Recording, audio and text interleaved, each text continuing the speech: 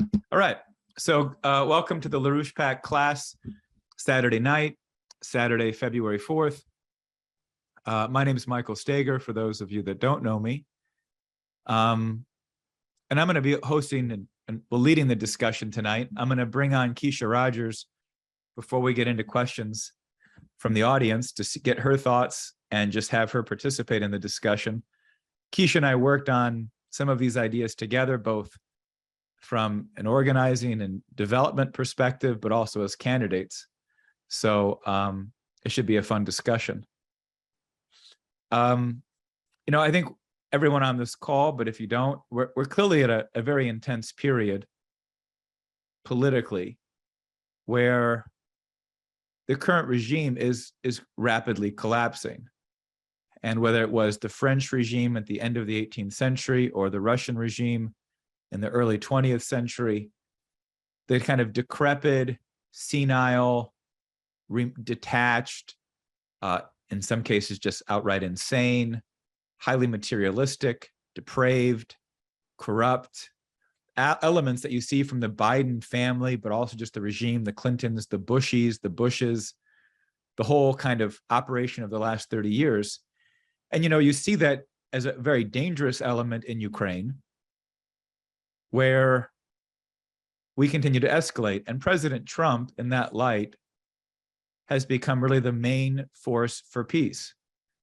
He is the peace candidate. He is the one person who has put forward an ability to broker a peace, as he put it, very rapidly. And he has the credibility to do that. And so both with the dangers of an escalation into from M1 tanks to now we're sending 90-mile or 90, I think was it 90-kilometer missiles and artillery, so longer range artillery that can now reach Crimea and other locations inside Russia. Something has to be done about this, and this is the desperate attempts of a dying regime. But you don't build or recorrect a nation by being anti-crazy, being anti-bad. The New Testament wasn't built on an anti-bad outlook. Plato's philosophy didn't focus on the anti-bad. It looked at what's good. And, it's oftentimes stated in the political discourse of our country that we can't fight the enemy on their turf. And oftentimes this is true with the way the media operates. You're constantly reacting to a slander or outrage of the media, of misinformation, of COVID, for example, or Russiagate, where they're constantly pushing something. And so you're opposing the lies, the insanity, the hysteria, the hypocrisy. But what are we offering?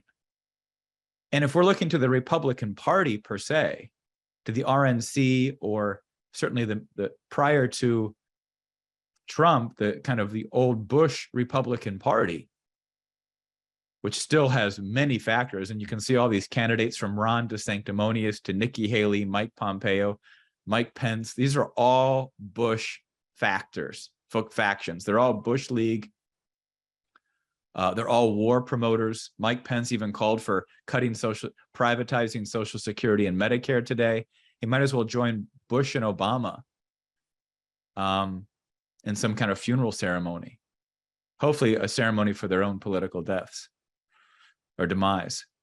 But these people always get together on funerals. But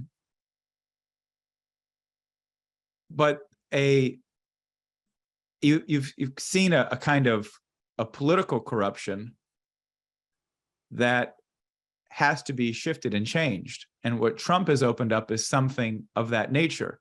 People might remember, and this is pertinent to our discussion tonight, Trump wanted to build infrastructure. He talked about the third world condition of our airports. And if you've been to LaGuardia, you certainly know it.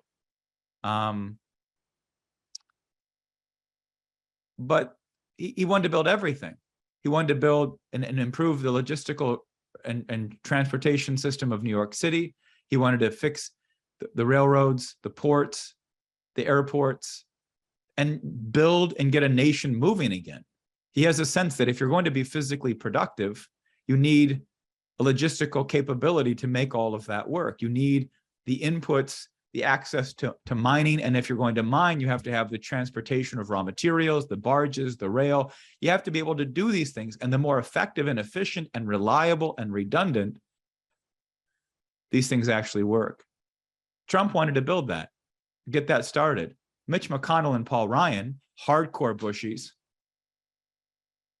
basically said, all you can get is tax cuts. When Joe Biden says, let's actually build a bunch of insanity, like windmills and solar panels and all kinds of other so-called fringe elements that they now include in so-called infrastructure, McConnell said, sure, how much do you want? $1 trillion, $1.5 trillion? So it's, the enemy is operating and exploiting on every turn. Now, we can be against insanity, but to be anti-insane does not necessarily capture what's rational, what's creative, what's productive, what's healthy.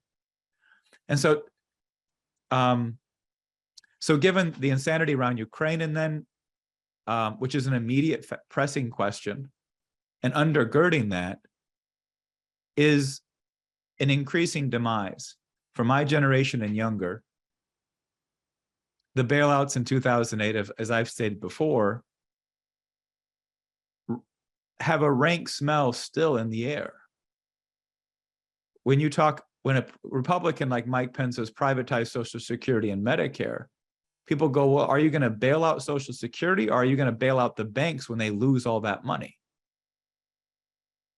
And so they go, you want to reward these creeps who blew out the housing bubble, destroyed many lives, have created and COVID didn't create the disparity of wealth. The 2008-9 bailouts did. COVID just, again, amplified that bailout system with massive bailouts, again, managed by BlackRock and the Fed and the rest.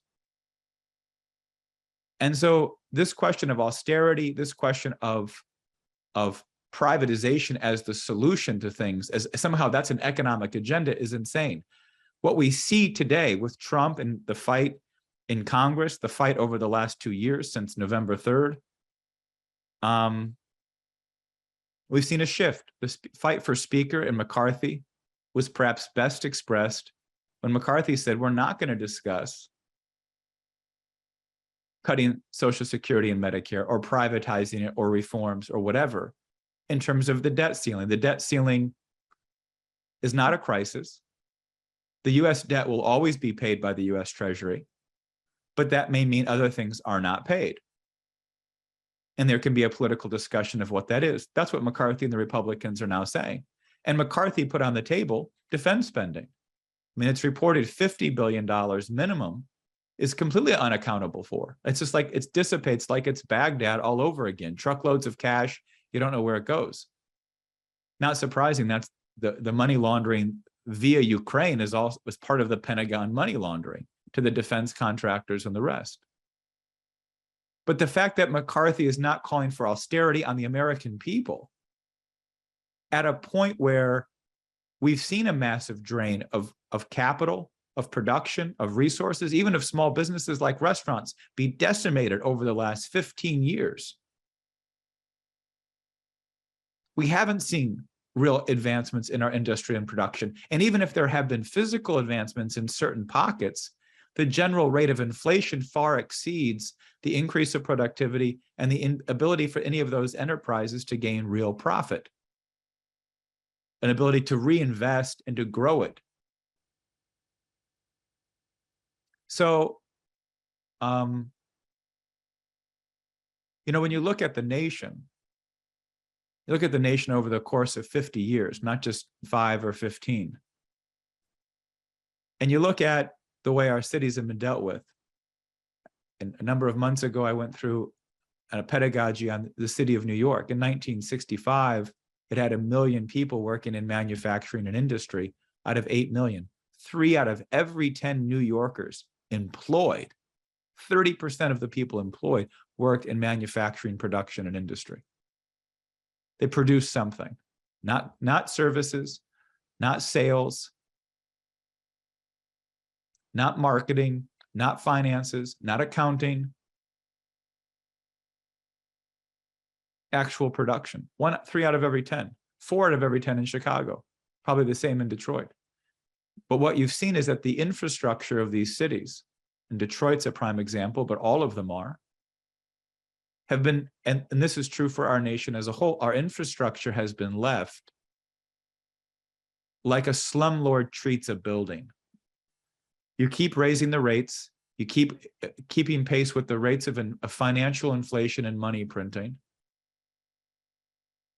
but you don't invest in the building. The pipes get worse, there's more leaks, the water pressure goes down, the heaters don't work, the windows are broken, there's no security, right? Open borders, you name it. They're treating our nation like they're slumlords, and we're the tenants. And some tenants might get a better suite with a better view, and they may be able to fix up their place better. But guess what? We're all in this nation. And if you turn the most productive nations in the world into slums, what's going to happen? The other nations may see some improvements, but you metastasize at a general slum level, rather than raising other nations up to the productive level of the United States. You bring the United States down massively, as you do other nations. You see population collapse in those nations. And you might bring other nations up a little bit, but for how long and to what degree? This is that concept, that polemic I just referenced, the slumlord, was how Lyndon LaRouche began a massive intervention into the Rockefeller Bush League faction of the globalists inside our country. As Susan Kokinda said it today, the Bushes had the franchise on the globalist agenda, and they really borrowed it from the Rockefellers. And this is what LaRouche was intervening into in the 1970s. And his basis for doing that, his ability to have political leverage to wage that fight, not just in New York City, but then nationally and internationally, came off his method of forecasting. Someone once asked him, a member of my generation who was in his research team, asked him, so Lynn, how do you do a forecast? How do you make a forecast? Do you do a bunch of research? Do you research a bunch of the data, look at the whole area and really compile and compare and analyze and take a lot of time to think about it to make your forecast? And Lynn just chuckled. He said, no, I don't do that at all. That sounds awful. Lynn saw it from the standpoint of the ability to make decisions, and in what context, what decisions had been made, and the ability to correct for those decisions. So if he as a management consultant, he would often refer to like the ability to walk into a company, knowing that the company was already had problems, but then looked at what was causing the company's, the leadership, the management, and ownership to not be able to change course. So, and figure out what course they were on that was leading to a problem, but more importantly, not just what course they were on, but what was preventing them from making a course correction. And then if they didn't make a course correction, you could figure out based on that inability, when things might occur. And that's not comprehensive, but that was at least anecdotal to how he thought about making forecasts. There was a time when he asked that research team around 2009-10, I guess 2009, knowing that this financial crisis where the bailouts ensued under Obama and Bush, to come up with an economic model of how to think about an economy so that we would start to look at an ability to, not because you can model anything today, the data and the numbers are so misleading that since the early 80s, he gave up on any accurate modeling forecasts for the US or global economy. But he said, how would you think about it as a research project? So the team at that time pulled together a model. And I think they thought it was pretty snazzy. So he came down and he talked to them and he had them discuss what they were doing. And he just wasn't happy at all. He says, you're not thinking clearly about what you're modeling. And part of the problem is that coming from my generation or younger, we've never seen an actual productive economy. And even if you're post-war generation, the baby boomer generation, you've consumed and saw a nation, you saw an engine of an economy humming in Detroit and in these cities and production, but you didn't necessarily see the steps that were taken to make it happen. You know, despite other aspects of kind of social welfare programs that, like Social Security is a viable system. Some of the other stuff FDR and the New Deal did wasn't very good. But the Four Corners projects was an exemplary of other smaller projects that transformed our nation's industrial capacity. We built huge projects that transformed land areas, power capacity, water capacity, land potential, you know, preventing erosion, building up enrichment and nutrient soils, you know, the kind of development you'd like to see in an advancing nation.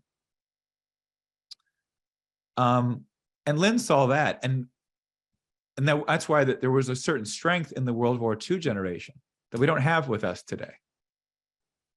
And we've got to recreate it. And that's probably why I wanted to give this class and discussion tonight, because the younger generation has a sense that there are a lot of what are, you know, now been actually referenced by a book, BS jobs. I won't, you know, it's BS jobs. Now, I don't agree with the academics categories of those. I don't think they're necessarily accurate. But it's estimated that 20 to 50% of people, especially younger people, feel like they're working jobs that are BS. What does that mean? Don't really have great meaning. Don't know why they're getting paid to do this. And those are the smarter ones, right? There's probably a lot more people that should probably be realized that the job they're doing isn't that important, but they're too self-inflated to realize it. You know, people that, like the 80% of the people that were fired at Twitter, did they really realize their jobs weren't that important? Probably a lot of them didn't. You know, going to Stanford isn't worth much these days. But a lot of people do know. They do realize that what I'm doing doesn't have meaning and purpose. People often reference a lot of the old conservatives, Milton Friedman types, libertarian types, will slam Keynesian economics and a make-work agenda. That the government, you know, asks you to dig a ditch and fill it back in, a kind of communist, socialist, government-directed job. Just do some work. You know, Andrew Yang, the presidential candidate, had an idea of universal basic income. We're going to automate so much that we can have universal. We're just going to pay people to be people, to live. It's like, what are you talking about? You're just going to print money and just pay people? There's no reason to really go through how silly that is. But these things have been really introduced and in some cases very promoted, especially in the big tech sector, where they really think of people as kind of pods in the matrix or something. Consumers just sitting there sucking in things and buying, you know, doing transactions via Amazon. But for my generation and the generation and this research team putting together this model, there wasn't a real sense of how do you generate a productive process. And if you're going to make a model of an economy, you start with what that model, like you would with any system, what has to be achieved. If you were going to model a family, what is a functional family? You would define it by the ideal that family can achieve over the course of, you know, successive generations. And you'd look at, okay, how does the family then achieve those goals? And I think that positive conception, that positive assessment of the good is really what Lynn saw missing, at least from my hypothesis, in this model. So what he introduced, and I'll give you a taste of it. Many people have seen it, but some maybe haven't. is the project that Mr. LaRouche introduced. And it's maybe a little hard to see. I just like this because it gave you the full scope. So what you're seeing is the continent of North America. This is Alaska in the far upper left. Here's the Hudson Bay, the Great Lakes, Mexico, and the continental United States. And so he introduced this project, and he introduced it full-throated. This became the dominant organizing focus for certainly a year, if not 2 or 3 years. Outreach to college campuses. We did video tours built into Google Maps. We did huge studies of what resources are required to build this thing. He introduced it. And it was a major intervention to shift our ability to think about a real economic model. So he introduced this project, and the nature of it is that it's massive. This is a project that can only be observed in total from satellites hovering over the Earth. I mean, it literally goes from the Alaska all the way to northern Mexico. You see elements that go all the way into the Great Lakes and even, northeast of the Great Lakes. This is really the kind of the full scope. And it forced, in my mind, a question of, well, why was it this way? I personally did a lot of organizing around this. I was at college campuses giving lectures, a lot of provocations, and a lot of excitement. And the first thing that people always asked, if they were serious about wanting to help build this, was, how are you going to pay for it? So it opened up all kinds of discussions about a process. Just to give you a few basic statistics about this project, it's a water delivery program. So it's a water collection project in the Northwest where there's a lot of rainfall. And then it's a distribution. It provides a navigable canal into the Great Lakes.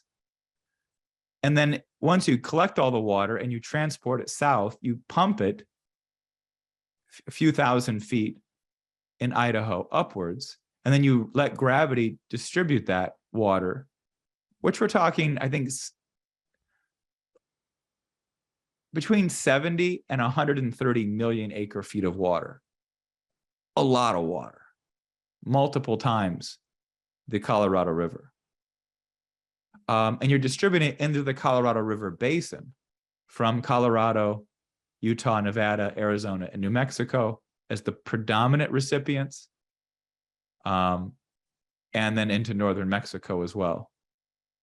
The maybe 4 million people employed in the project. Every productive aspect, every state in the country, this is, was able to help produce the Hoover Dam. So every state produced something for the Hoover Dam. This project is minimally 1,000 times the size of the Hoover Dam. Every state, perhaps multiple nations would be involved in helping to build this. And the project as a whole would probably take, on rapid construction techniques with a lot of parallel building, 15, 20, 25 years. So depending, and of course, it's such a huge project. This was advocated for in the 1970s by a senator from Utah, Frank Moss, as well as promoted even by the campaigns of people like Robert Kennedy. So it was a big project. And his brother John, unbeknownst to many Americans at the time, was a big advocate of dealing with the arid condition of the Western states and the need for water.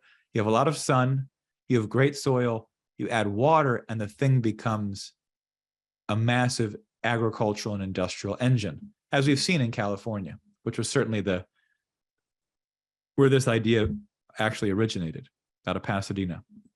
Okay, so I had to put some thought into consideration into, or I wanted to, especially looking back on this, what was Mr. LaRouche thinking?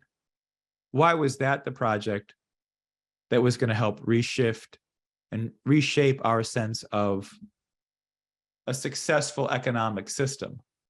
Because a model has to be premised on what you have to achieve. Otherwise, what are you measuring? And then if you fall short of that, you have to find out why and what you have to correct. But the point is, you want your model to tell you if you're reaching the goal, at least in hypothesis, of a successful reproduction of the family, of the society, of the civilization. And so Tony Papert last week went through LaRouche's 4 laws. And I want to just give a quick, I want to share the screen again. So just to give you a different maybe sense of the 4 laws, how I might think of it or how it can be thought of. So the 4 laws, the 1 is at the bottom, but because it's each step is actually allowing the other steps to occur. So the first step, as Tony mentioned, is Glass-Steagall, but really you're talking about setting up a banking system that does not enable speculation, land speculation, financial speculation, gambling outright. You don't want to see the nation's aggregate credit, its potential for lending, going towards things which are a drain on the overall production of your society. So Glass-Steagall does that, but there are other things in addition to Glass-Steagall or besides Glass-Steagall, depending on how we structure our system. Probably Glass-Steagall is there no matter what, but that help direct that. You can tax speculation, you can do other things. Once you have that, you want to increase, as we've said, a national banking system and credit. You want to now make sure that there is an abundant supply of credit, and that you also have the ability to direct that towards large-scale national mission projects, that you're not simply letting the small financial institutions or the aggregate of Wall Street, which has a political bias, making your decisions. You want your credit distribution to have a political nature, not merely a who has the power, who has the money, or in essence, who has the money has the power. You don't want that kind of oligarchical or plutocratic system. You want a system where the political discussion of the country as a republic shapes the credit. That's national banking. So the next one was then is building the infrastructure platforms. And the 4th was a science driver, fusion, moon colonization. Well, the reason I raise this is because what Mr. LaRouche didn't introduce into their model, and I don't know the ins and outs of what they proposed, but it was not a focus on a science driver. Maybe in some sense they had taken that into account. But he focused on the 3rd law, or the broader infrastructure platforms, things like the Transcontinental Railroad. If anyone's been to Germany and the industrial side of Germany, you know that all of Europe, from Romania and from Romania to the Netherlands and France, is largely governed by navigable canals. That was 9th, 10th, 11th, up and through the 19th and 20th century. Canals were constantly being built to create navigable waterways throughout the entire European continent, from the Danube to the Rhine, in some cases, is often how it's described. The same is true for the Four Corners projects that I referenced. So he referenced that aspect, not the science driver projects. Now, by no means, you can't cover everything in one class. And what I want to give a sense of, and what I think there's, in some cases, what if the Republican Party, and let me just stop sharing, if the Republican Party is able to overcome its biases over all we can do is tax cuts, the Paul Ryan approach, we'll call it the SPAC approach. If all we can do is tax cuts, if we're going to abandon that agenda, we're going to abandon that, really what we have to do is cut things like Social Security and Medicare in an austerity program. What we can't afford, however, is to think small. You can't say, okay, we'll build some infrastructure, we'll do a few small things. And this is partly why I wanted to introduce this, and why I think the Project Nawapa was at least an indicative case, and a case that may be the project to build. Certainly for the Western states, which are still in severe drought, it's hard to argue otherwise. But even if we're going to build it, you might have to initiate a project prior to being able to even build NWAPA. And that's what we've put forward as Project Prometheus, which is 1,000 nuclear plants over the next decade. And a 21st century NWAPA, its pumping system, which is probably between 20 and 30 gigawatts itself, would ultimately be built with 20 to 30 nuclear power plants. You would actually provide the pumping directly through the nuclear power rather than some of the hydroelectric you would get from the downward spill into the Southwest. But why? Why such large-scale projects? 1,000 nuclear projects. We have 92 right now in the United States. We're going to build 1,000 in 10 years. Why a project from Alaska to Mexico? Why would LaRouche pack? Why do we proffer these huge projects? Yes, engineers get excited. Yes, some builders might get excited. But why do we think this is viable? Well, we think it's viable because we think it's necessary. And we find it necessary because to say you're going to build small projects, you're going to be practical. Let's just rebuild some airports, some ports, fix a few highways and roads, maybe get the rail system to work a little bit better. Maybe build a nuclear power plant here and there. They're building 2 in Georgia. Let's build a few more here and a few more there. Well, what happens with these projects? They get bogged down. And I saw a report recently that kind of was, I thought, somewhat striking, and it's just very basic assessment. They did an assessment of, I think, 50 projects, all over $10 billion in cost, big infrastructure projects. This was an academic paper. And what they found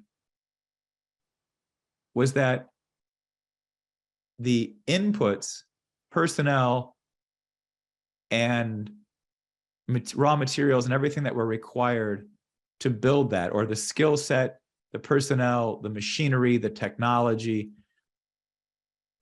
none of that within the bandwidth of, say, the 5 stages of production.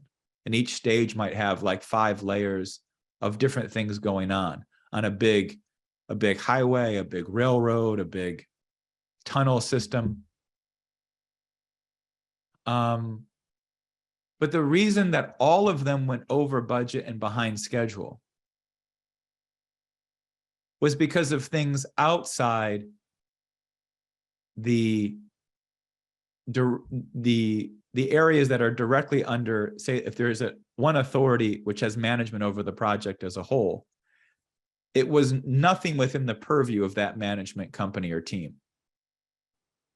It were things like all of a sudden a massive spike in aluminum prices or steel prices, or a complete collapse of accessibility of certain raw materials or production, or that one company had an equipment that was vital and all of a sudden that company went into financial duress and had problems and wasn't able to operate, or the machines broke and there was no other company that could replace it, or there was a delay in some area, raw material wasn't available, or in abundance enough, the grade quality enough to do part of stage 1. And so the technical team in stage 2 that was waiting to start the job on June 1st, let's just say June 1st, now they weren't going to be able to start until October 1st because of the delay in stage 1. So here's a technical team ready to get to work on June 1st. All of a sudden, because of a breakdown in the global supply chain, now is delayed for 4 months. Well, are they going to just sit around and not do anything? So they take another job that's going to last a year. So they're not going to be able to come and now work on stage 2 until August of the next year. And so the lack of capacity on a global scale, and certainly within our nation and our nation's resources. And this is true of major construction. It's true of semiconductors. It's true of electronics. It's true of raw materials. It's true of our electrical grid. It's true of our military, our F-16s, our fighter jets, finding replacement parts, the people that can produce them. You'll find it's one firm who can produce it, kind of thing. This has partly been what the hedge funds and private equity have done to even the defense industry, let alone every other industry in our nation and globally. And so because of that financial predation on the physical economy, the big projects are not getting done. But those aren't big projects.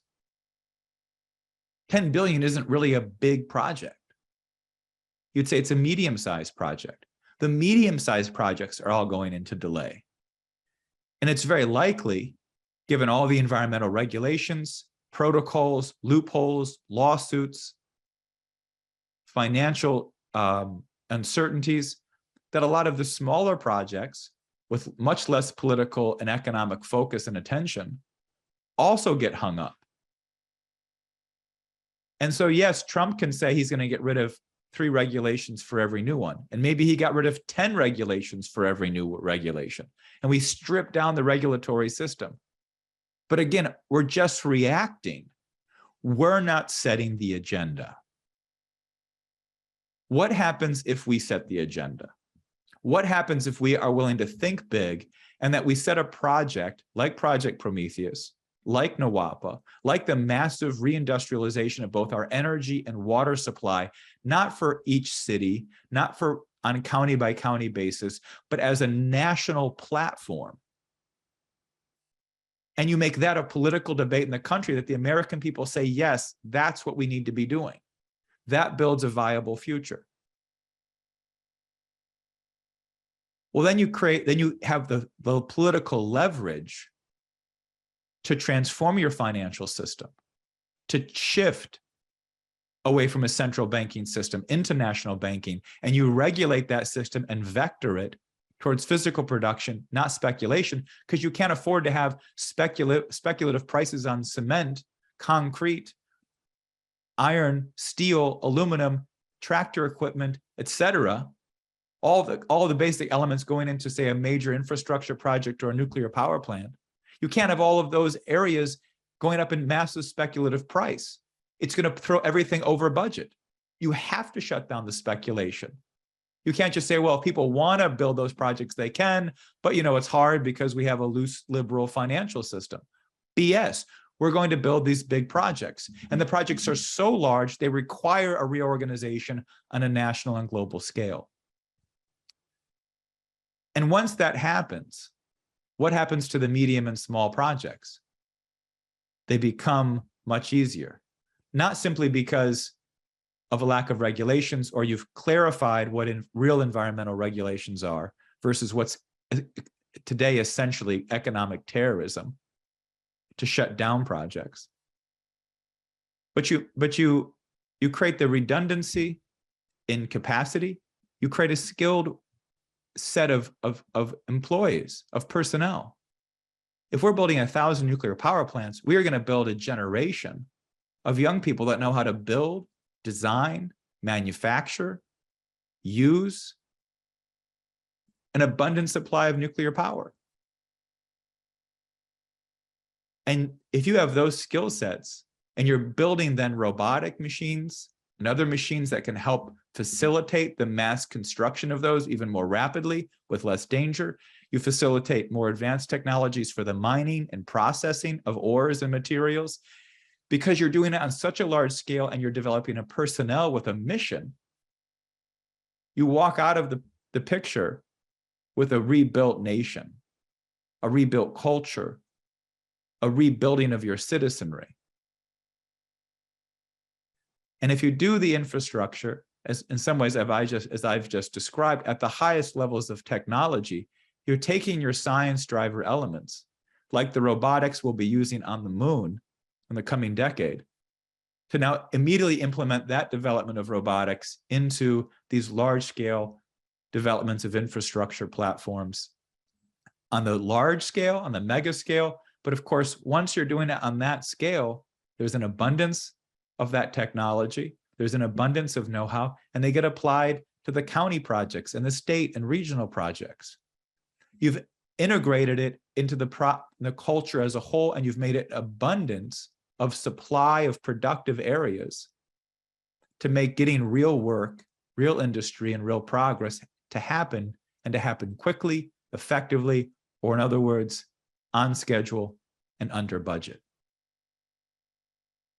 Because a bottom-up approach of building up momentum with little projects is a death knell to really reorient this post-68 hippie culture of consumerism, pleasure, kind of the mankind is just a pleasure-seeking beast. You invert that back into a productive enterprise, and not within just a scientific cadre and core of fusion scientists, nuclear engineers, and space astronauts and researchers. But you integrate that technology and that culture of your advanced cadre into the regular so-called blue-collar American worker. It's not slave labor, though. We're talking advanced robotic, advanced construction techniques. This isn't the 1930s building the Hoover Dam, but it's integrated into the everyday culture of the American people. And you start to have the surplus, not just of intent or energy, but of the raw materials, the skill sets, the know-how, and the new technology to rebuild our cities, to come up with innovative ideas of what do we want to also build in addition, that's where the private and small enterprises can flourish. And they've got a banking system that backs them up. So it just stood out to me that, if we don't think big, if we think practical, if we think small, if we think anti-insanity, then we don't really get the job done. And I see this moment, the moment to bring President Trump's leadership back into the presidency with much improved, hopefully a much improved, and I think realistically, a very improved set of personnel, and even a greatly improved Republican Party. That if we can take those elements and add to it this kind of bold thinking, like our project Prometheus of 1,000 nuclear power plants, and that can be incorporated into the nuclear rocket systems underway, the colonization of the moon, robotic developments, all of the other aspects that are tied into this, but to apply it to the broad population, then we're effectively building a nation. We're not thinking that all you need to do is print money, pay people, build up artificial intelligence systems. That might be great to do some coding. I mean, it's great to teach computers how to code because nobody should do coding. But building the largest water infrastructure and land management system in the world, that's something people need to be doing, should be doing. And if they're doing it, we're gonna rebuild a new generation of real Americans who have been unleashed with a sense that this is what the human species is really capable of doing, and doing it in a fun way.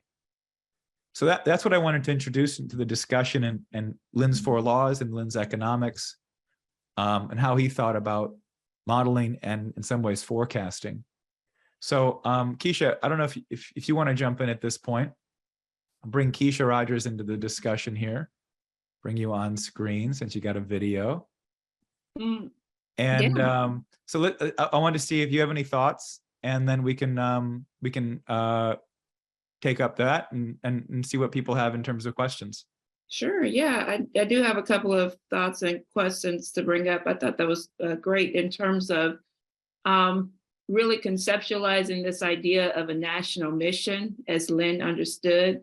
And it was, as you were talking, a lot of people think about, well, NWAPA, that was a great idea. It's a thing of the past.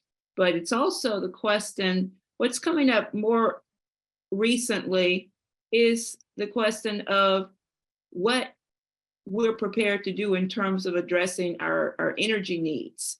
And as you were talking about this idea of what we would need to define this mission orientation around developing the power sources, the hydroelectric systems, everything that would go into the development of such a project for water distribution throughout the United States. Nuclear power, LaRouche, many people heard Mr. LaRouche mentioned in a video that we sent out today. If you had a chance to watch this 30-minute presentation in terms of what real work, real productivity means. And we're not just talking about great projects, but we're talking about it from the standpoint, how do you employ a population, not just to push papers, but to actually produce and to deploy the creative powers of the human mind. And he made a very important point that unless you have the development and advancement of nuclear power, then you can't sustain a growing population of, at that time he was talking about 6 billion people going to 7 billion people. And that's what the difference is right now when you look at the Biden collective and discussion of nuclear power from the standpoint of how do we meet net zero carbon emissions versus how do we actually deploy advanced nuclear power and the development of nuclear power for fulfilling these types of large scale national projects like a nuclear NWAPA. And because you're going to you can't develop this without actually having, as you're saying, hundreds of 1,000 new nuclear power plants. And so I think that is an element that should be discussed, and maybe you want to take it up a little bit more. I know today it was just announced that NuScale Power Plant that's developing these small modular nuclear reactors, SMRs, just met requirements to develop the first commercial small modular nuclear reactor here in the United States. Hitachi GE just got a contract to develop small modular nuclear reactor that's going to go online for Ontario, Canada. I mean, these things are great. Should we be replacing these coal power plants with just replacing coal power plants with small modular reactors? Is that a national mission? Why do we actually have to replace the coal power plants in order to put these reactors forward? Could these reactors be used in development of such a program, such as the nuclear NWAPA?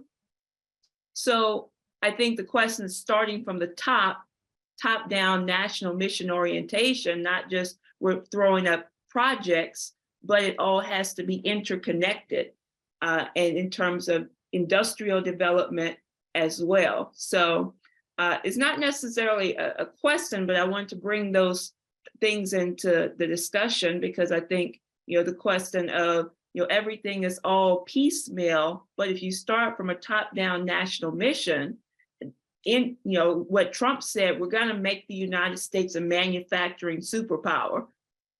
How do you actually do that without having a top-down national mission, which nuclear power development is going to be central to? So I want to see maybe you have some more thoughts on that as well. No, I think that's right. I mean, I think, it gets at, in what you've raised, I think gets at really an important point, which is how, like I said, it's essentially economic terrorism. And even smart people genuflect to this carbon dioxide as a problem phenomena. And so the idea that, to spend $1.5 trillion on building windmills and projects of similar kin is to spend $1.5 million destroying your nation. So a coal power plant is so far superior to any of these. And part of it may be, of course, you want clean filtered coal. You don't want a lot of the toxic chemicals. But carbon dioxide is not a toxin. It is, and it's an essential element for plant growth and agriculture on our planet. It might be found in subsequent decades. We need to go back to building some coal power plants to increase our carbon dioxide levels. We just, I mean, this climate science is really so nascent. It's very young. It has no idea what it's doing, and it's taken over by an ideological mob. But to have that out there is that somehow it's not a human focus. It's some kind of ideological marker of reducing carbon dioxide will somehow give us great success. No, growing the productive capacity of your personnel, giving people a shared sense of mission, and doing something incredibly challenging and hard. People don't develop healthy social relations sitting around acting like a bunch of pleasure-seeking animals. They don't. They develop a lot of neurotic, problems in society, because it's not, you don't value the bonds you build among colleagues and peers unless it's doing something has direct benefit on future generations of human beings. And so that was what Lynn always recognized, that you can't take the human element out of economics. It's not about money, stock prices, or carbon dioxide. And like you said, the nuclear energy component is its energy density. This was a huge breakthrough. We act like nuclear energy is just like, it's just, even the combustion engine was still a fundamental breakthrough in human society. That prior to that, using horse and buggy, the civilization was quite a bit different. And we've neglected these kinds of scientific breakthroughs and made it somehow seem as if we're now beyond that. We've kind of lifted our noses beyond these things with this kind of globalist elite mentality. But nuclear power is a huge scientific breakthrough. It's massively energy dense. And we've also built, we've talked about it before. I don't want to go into details about it. We have some stuff on our website. You've referenced it, the GE AP1000. We've actually had companies now look at how do we design more safe, more simple, more reliable, large-scale nuclear power plants. We now have got companies who have looked at how do you build small, factory-capable, you can produce them via factories, not on site, but manufacture and assemble off-site and then ship them to the location for power production. So we're beginning to master both large scale and small modular factory produced power plants. This really gives us an advantage to launch a clear kind of mission. And, I often think of it as, a power plant is like a water wheel in the 17th century. When we colonized and settled this country, you found water wheels, and we set up iron forges and factories along that water supply. You can't rebuild the United States as a manufacturing superpower if we don't rapidly increase our power production. Our power production per capita for a productive economy is a fraction of what it was in the 1960s. If we don't raise our power production and do it on the densest, most advanced technology available, we are undermining the ability of future generations to function. It's just that simple. And it definitely is a matter of national defense. I think it was in 2019, might have been 2020, Trump put forth a executive order 13992. Let me see, we got it right. 13972, which was on the development of small modular reactors and nuclear fission power for space exploration. That was a part of that. And I mean, other people talk, like you have administrations like the current one right now who talked about these developments from the standpoint of carbon reduction and the Green New Deal, all this crazy stuff. But when you think about it, I was listening to a guy today, this guy, Dave Welsh, and he's an energy expert. Anyway, long story short, he was just he was actually on Bannon, and he was talking about the fact that over the course since on Thursday, there were 400,000 people in the United States without power, going through blackouts. In Texas, where he was, there were 123,000 people just in Austin, Texas, without power. And all of this is this dependency on renewables, on wind, on solar, not actually increasing the capacity in terms of energy capacity around nuclear power, shutting down natural gas, coal. But it is a question of national security for sure. When you're talking about the fact you can have a situation where it's not just about the grid, it's about in terms of how much power do you have going into the system and what are you using this for? So I think that when we're the greatest nation on the planet, having problems with actually keeping capacity and energy, that's the reason why we have to develop such missions, such projects, such as a nuclear NWAPA, and advance this massively, because you're talking about for your industries, your manufacturing, for your household energy needs. All of these things are being jeopardized right now. And I think that this is extremely important for people to recognize, but it also is a matter of giving your workforce and your next generation of workers a mission in terms of what employment, how will they be employed in these fields of industry and activity in the United States. Right, and have careers, not just have, you're not just talking about some job where you're waiting for some small project here and there, but if you're going to ask Americans, young Americans, to rebuild their skill set in these areas, you have to make it a clear, a clear direction of the country as a whole.